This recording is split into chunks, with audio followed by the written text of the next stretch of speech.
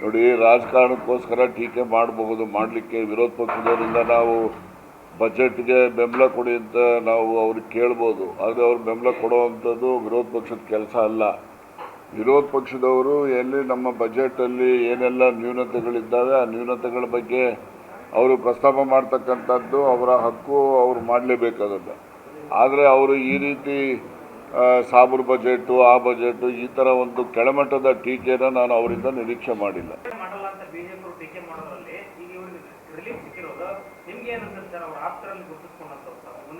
ನೋಡ್ರಿ, ಮುಂಚಿನ ಬಜೆಟ್ಟು ಅವರೇ ಮಾಡ್ತಾರೆ, ಅದು ಮುಂದಿನ ಬಜೆಟ್ಟು ಅವರೇ ಮಾಡ್ತಾರೆ, ಅದರಲ್ಲಿ ಯಾವುದೇ ಅನುಮಾನ ಇಲ್ಲ. ಇದಕ್ಕೆ ಏನಾದರೂ ಕೂಡ ಅನುಮಾನ ಅದು ಮತ್ತು ಬದಲಾವಣೆಗಳು ಏನಾದರೂ ಇದ್ದರೆ ಅಂತಿಮವಾಗಿ ಹೈಕಮಾಂಡಲ್ಲಿ ಏನು ನಿರ್ಣಯ ಆಗ್ತದೋ ಆ ನಿರ್ಣಯದಂತೆ ನಡೆಯುತ್ತಪ್ಪ.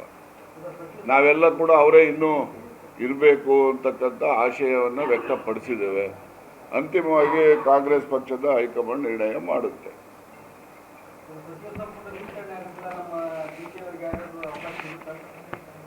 ಅವಕಾಶ ಇರುತ್ತೆ, ಇರೋದಿಲ್ಲ ಅಂತ ಅನ್ಕೊಳ್ಳೋಂಗಿಲ್ಲ. ಯಾವಾಗಲೂ ನಾವೆಲ್ಲ ಆಶಾ ಭಾವನೆಯನ್ನು ಇಟ್ಕೊಂಡಿರಬೇಕು. ಮುಂದೆ ಅವಕಾಶ ಬರ್ತಕ್ಕಂಥ ಸಂದರ್ಭಗಳು ಇದ್ದಾವೆ.